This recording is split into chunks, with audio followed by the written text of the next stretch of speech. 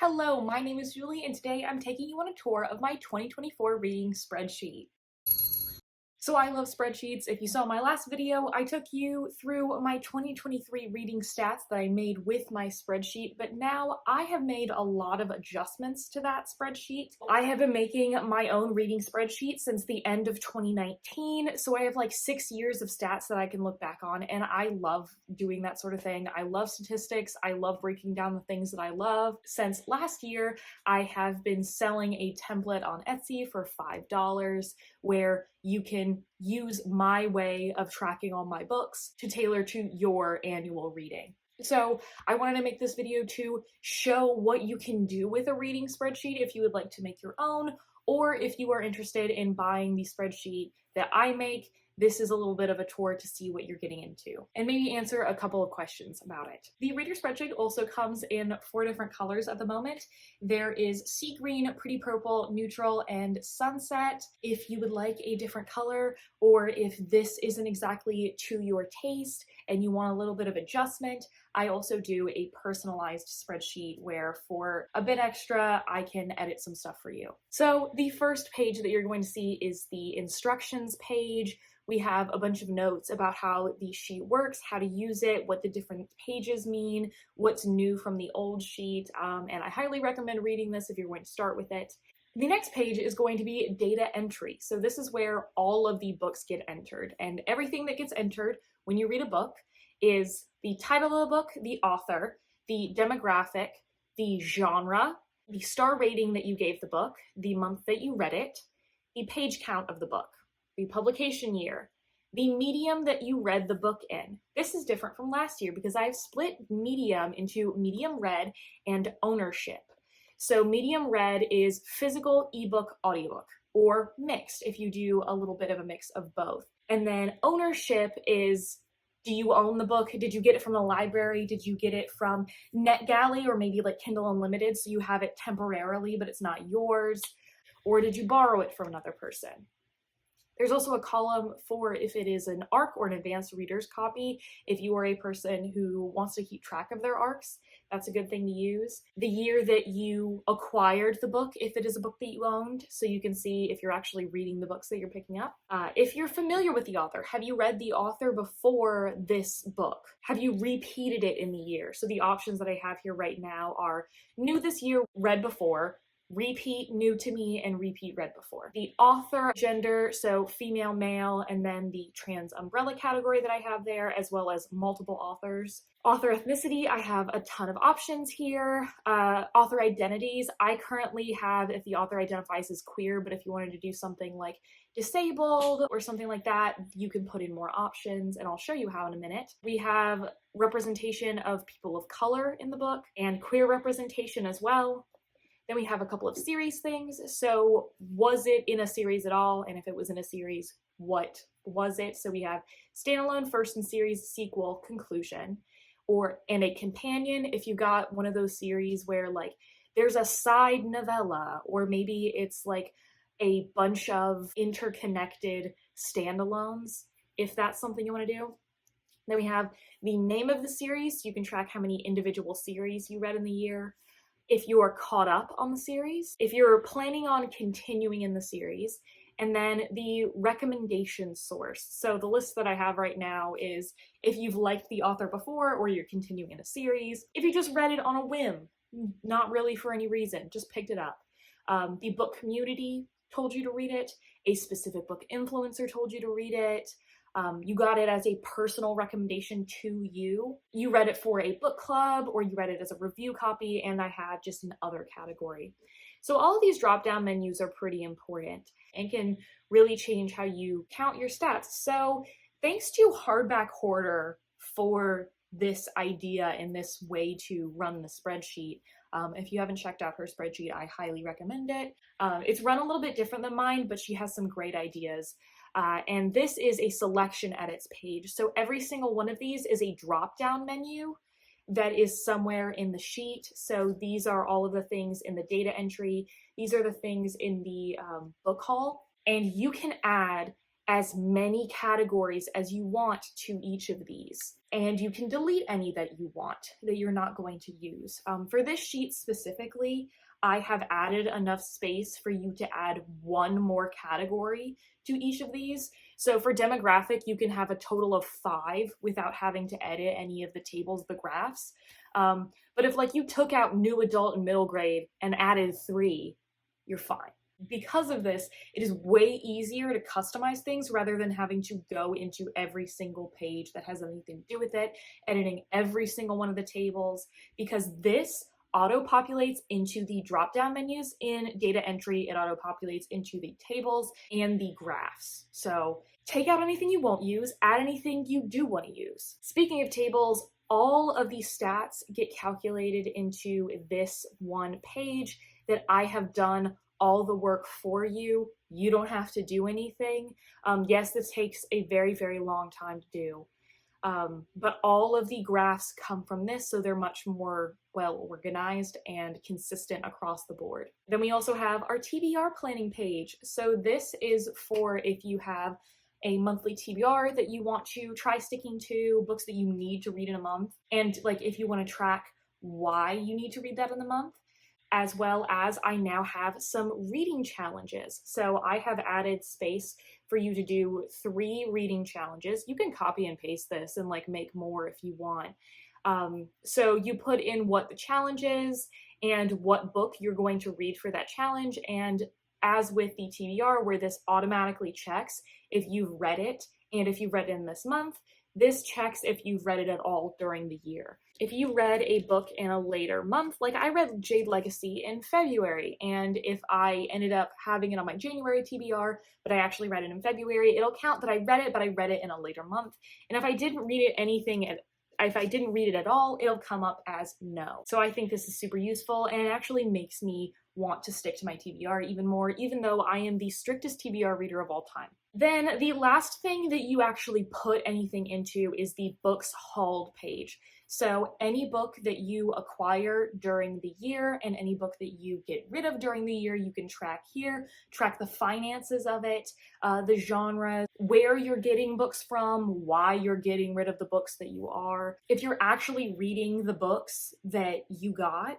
And the main difference here from the last one is that this actually accounts for ebooks and audiobooks that you buy. So the previous one only counted physical books, and everything that you bought was added to your physical TBR, but this you can add to your physical, audio, and ebook TBR separately, and those are going to have their own graphs in a later page, which you'll see. So for books haul, we put in a lot of the same stuff, but it's not as detailed because a lot of the times we haven't read the book yet. So we have the title, the author, the demographic, the medium that we got the book in, the genre of the book, the year it was published, the month that you acquired it in, how you acquired the book. So the options that I have listed right now are an indie bookstore, a big bookstore like a Barnes & Noble or a Books A Million or a Waterstones, a non-book retailer, like if you pick up a book from like Target or something like that, secondhand, so if you got a book from a used bookstore, a personal gift, if somebody bought something for you, from publisher, so if a publisher sends you an ARC, a book box or subscription, so if you want to keep track of specifically what books you're getting from your book subscription services. I was really bad at that last year. I got way too many. And just an other category. Then we have if you have read the book, if you've read it before you're acquiring it, if it's an additional copy, and then if you haven't read it or you have read it since acquiring it. A month where you can put what month you read it in, how much you actually paid for the book versus what the retail price of the book is. So there you can see how much you're spending versus what your collection's value has grown as. And then for the books on haul, there's the title, the genre, the reason that you got rid of the book. I have you dislike the book actively, it was unmemorable, so you don't think you're gonna reread it, you just don't feel like it should be on your shelves anymore. If it's an additional copy, like you got a prettier copy of a book and you're like not attached to the one that you got, or maybe somebody got you a book that you already owned, and then a book that you just won't read, a book on your TBR, that you just won't get around to. You put in the month that you unhauled it in, how you got rid of it. So did you donate it to like a Goodwill or a charity service? If you sold it on a used book platform like Pango, did you sell it to a used bookstore? Or maybe you gave it away to a friend or a little free library. And then the money that you got back from the book. That I also want to mention that all of these stats that you've seen here in the TBR planning, book haul, and data entry are mostly my stats from 2023. So this is representative of what my 2023 stats would look like if I pasted them into the 2024 spreadsheet, but it's not 100% accurate, which is why I made these two separate videos. I originally tried to do one video and it sucked. So now we are on to the actual stats now that we've looked at the bones behind what is holding up our spreadsheet. So this is the annual stats. This is everything that you're looking at. This is the overall stats for the year, the biggest stats that you want to look at. We have the total number of books read and pages.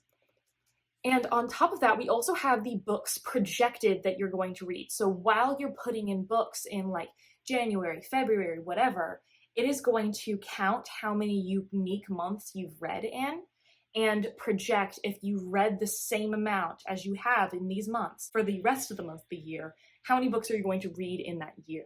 We also have the average rating of the books that you've read. The ratings that you can put in are quarter stars. I have them from 0 stars to 5 stars in quarter stars, including DNF and no rating. And if you don't want quarter stars, you can just delete the quarter ones and just have halves, or you can delete all the quarters and the halves and just have whole stars.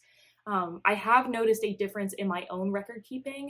Having quarter stars, while it kind of made me happier with felt like I was more accurate with how I was feeling about the books, it did sort of inflate what my rating was compared to what I had given out in previous years. So that's up to your own discretion. We have the average page count, but we also have the median page count. If you read more short books than long books, your median page count will be smaller than your average page count. I think it's always good to make a distinction between average and median as a stat person. We also have the hours listened. So this is approximated with every 30 pages of a book is about an hour of an audiobook, and that's pretty consistent across the industry. So that's just estimated. Then we have a bunch of superlatives. There is the month you read the most in. So that's currently calculated as the most books, and any ties are broken by the most amount of pages read. There's the highest rated month. It is the highest average star rating that you gave out over the course of a month.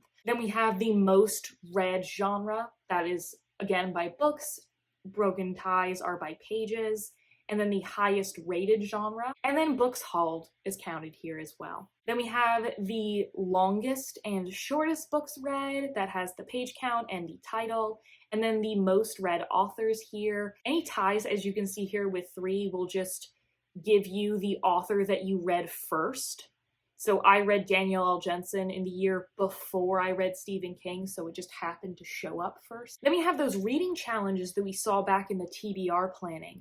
So this shows how many challenges are in the reading challenge. I have one that's 12, and then these I haven't actually filled out what they are, so they just go up to 1. But you've read 2 of the books of the 12 challenge, so it will fill it out as you put in more books. Then we can look at our little graphs. We have the genre breakdown, so this is every genre that you've listed that you've read throughout the year. The demographic, the acquisition year, this year, last year, and then there's some bigger slots for bigger chunks of years. The date published, instead of having individual years, we have these categories. A book that is brand new is considered a book that is published in 2024 or 2023. A recent book is published from 2022 and the 4 years before that. A backlist book is a book published since the year 2000, but not recent enough to be recent. A modern classic is a book published in the 1900s, and a classic is a book published before that. Then we have a quarter star rating histogram, so you can see how often you were rating different things. You can see that I didn't use the quarter stars as much as I used the whole stars and the half stars, but it still served a purpose. And we have DNF and no rating down here. I don't actually use anything that's below a 1, but if you do, there you go. Then we have the medium breakdown. So again, physical, ebook, audiobook. and that mixed category in there versus ownership. And later in the graph, we'll actually see medium by ownership. So you can see if you were reading more physical books that you own or more audiobooks that you own. And then with the physical books that you read, was there more owned books or library books or that sort of thing? So you can see the intersection of those two instead of, like I did last year, of having them only be one category, which was confusing. Then there's the representation in the book. I don't go more specific than people of color. I don't put like Black, Asian, that sort of thing, because I read a lot of fantasy personally, so a lot of times a specific ethnicity isn't going to be called out because it's not actually on Earth, so I just make it a blanket category so I can kind of get a good idea of the representation that I have in my books. And we also have the whole stars, so these are rounded. Half stars and 0.75 stars are rounded up and 0.25s are rounded down in this category. And then we have this cute little graphic that I made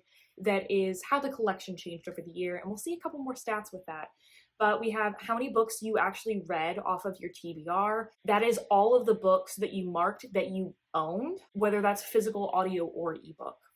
Then the number of books you added to the TBR. So that is the number of books that you bought that you had not read before you bought them. And then there's the number that you unhauled that you hadn't read before.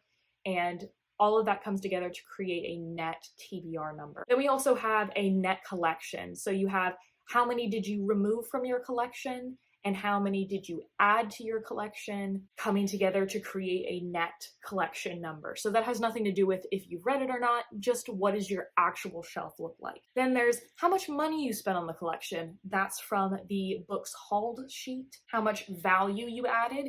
That's that retail price from the book haul sheet. And then the amount of money returned from the unhaul, that's from the unhaul part, and the money saved using the library. This is possibly my favorite part. I'm very proud of coming up with that statistic. So this is taking into account the format that you borrowed the book from, so physical, audiobook, ebook, the retail price of that, and also how old the book is. So if it's an older physical book, so it's like out in paperback, it would have been cheaper than if it was a brand new book that you decided to get from the library. So those two things are taken into account. Then we have a general series stats, but we're going to get into more series stats later. So this is what the series standing was, but including standalones.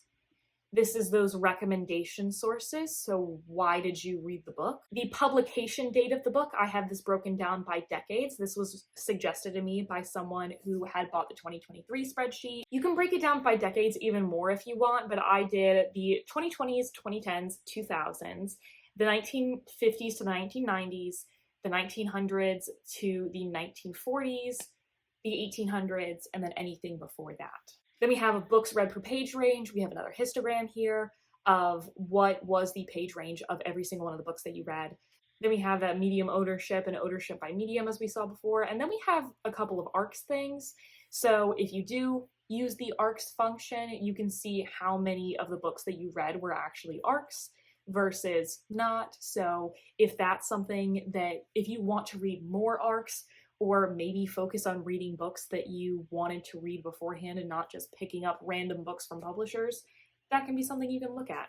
And then also the medium of the ARCs that you did read. I don't read any audio ARCs, I just do ebook and physical, so that's what that looks like. And then there's the read status of the books that you hauled. So you can see if you're actually reading the books that you bought in the year of 2024. Next up, we've got the monthly stats. This is barely changed from 2023, but we have the number of books that you read per month, including the number of 5 stars you gave out, and the pages per month. So you can see maybe you read fewer books in a month, but you actually read more pages than you did in a different month.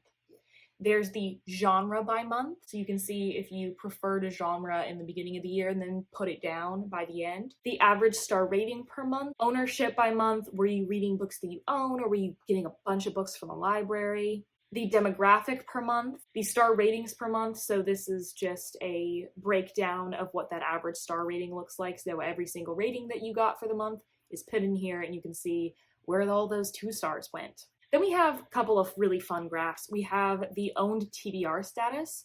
So This purple right here is the number of books added to the shelf during that month.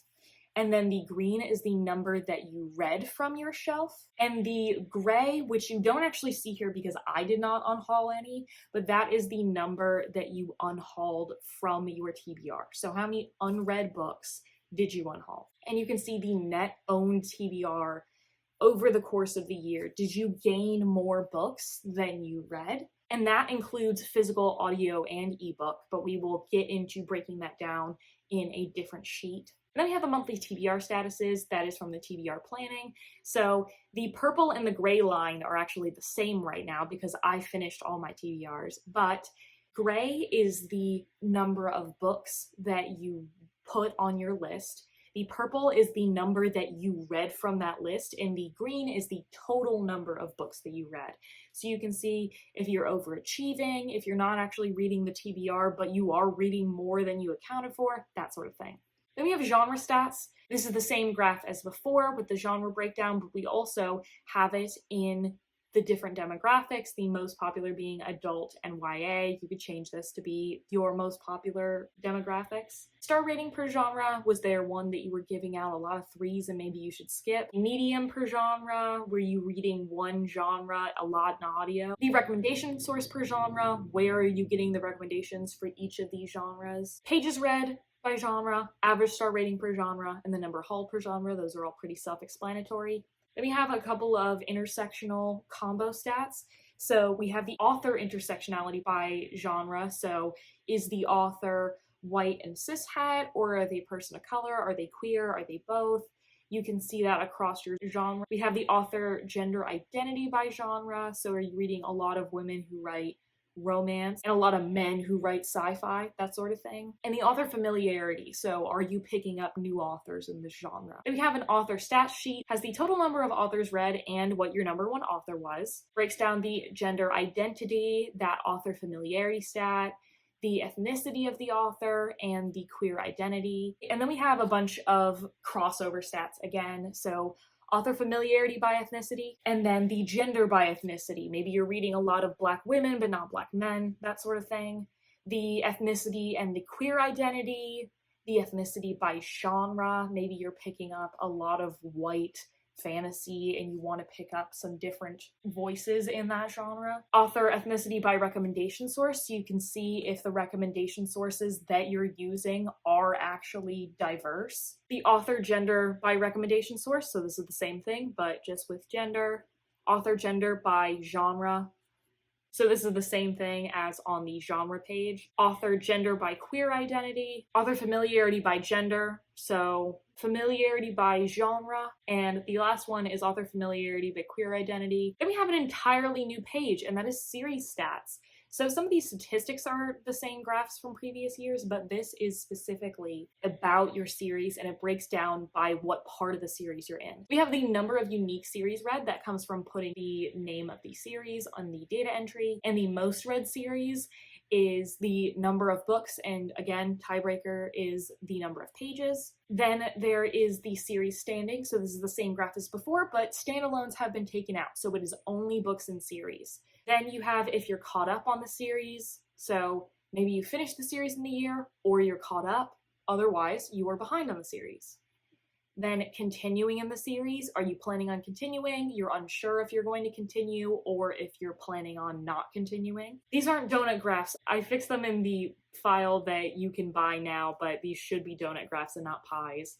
But the books in series by genre. So fantasy and sci-fi are probably the highest ones, maybe some romance in there because of those companion series. But what genres are you picking up that have series in them? And this is a fun one. The net series in progress over the course of the year. So this counts in the positives every first book in a series that you read. And then it subtracts any series that you completed and any series that you mark as DNF. So this shows you how many series you are opening and closing throughout the year and gives you a net number at the end of the year. Then we have first books and series stats. So we break it down by genre, and if you're caught up or behind, so are you picking up first books and series after you've already heard about the sequel? And then if you're planning on continuing in that first book. Then there's the sequels, so same thing, genre, caught up, and in the final sheet there is a continuation of the sequels. And then in conclusions, because you are finished with the series, there's just the genre here. So what series are you finishing? Then we have the collection stats. So this is all about the books that you mark as owned in your data entry and what books you mark as hauled. So this is not necessarily designed to be every single book that you own in your shelf, just about like the books that you interacted with in the year 2024. So you have the number of owned books you read across the different mediums, the number of books you hauled, again across the mediums, and just that general owned TBR. We have the owned books read by medium, the owned books read by genre, and then in the different mediums, did you read more than you actually hauled in the medium, or did you haul more? This is that net TBR from before, but only with the physical books. We also have the physical books by genre and the number of physical books that you hauled by genre. And then we copy and paste that for ebooks and for audiobooks. So those are all the same. And then we also have the books hauled, a couple of stats for that. So the medium of the books that you hauled, the genre of the books that you hauled, that read status, which is the same as the annual stats, the source, where did you get these books that you hauled? You can see the money that you spent on your collection and split into the different mediums, and the number of books that you hauled per month. And the last sheet that I have to show you is the monthly graphics. So I realized that I didn't really have like a monthly wrap-up page, and I wanted to do that for myself. So I made these like horizontal shaped ones for myself so I could put them on my YouTube videos. And I realized people would want to share them as well. So I made it for this one. And I also made a vertical one so you could share it to your Instagram stories. It should be about the right size to just screenshot it and put it on your story. So this goes through how many books you read, how many pages you read, the average rating, the number of 5 stars, the average page count, and the average pages that you read in a day. There's also the number of books that you read that you owned, the number of books that you hauled, the number that you unhauled, and then your annual net TBR. In the big version, you have the star rating graph, the genres that you read in the month, the series standing of the books that you read in the month, the mediums, and the demographics. And in the small version, you have written stats, but the graphs that you have are the genres that you read, the mediums that you read, and the star ratings you gave out. But yeah, that is all for my 2024 reading spreadsheet. This is much more customizable than before, so I'm really proud of that. I love all the different colors that we have. I love how much more that I made myself get out of the stats that you put in, and I made it a little bit more tailored to what I actually wanted to see from my reading, the different graphs that I made up in the middle of the year and wanted to share with you all. So of course, if you already own a 2023 spreadsheet, you can literally just copy and paste it and use it again. You don't need to get a new one. But I do think that this is notably more useful than the other sheet. If you would like to get your own sheet, the link is in the description to my Etsy, Hooks and Books. I sell these templates and I also sell crochet bookish dolls. Let me know how you track your reading. Did you like the changes that I made from 2023 to 2024? Maybe if you have an idea for some color palettes you'd like to see. I'd love to know what you do for your reading tracking, if you do something more than just using a website like Goodreads or the Story Graph, because I like having these numbers on top of just having a platform to put my reviews on. Anyways, thank you so much for watching, and as always, I will see you in the next one.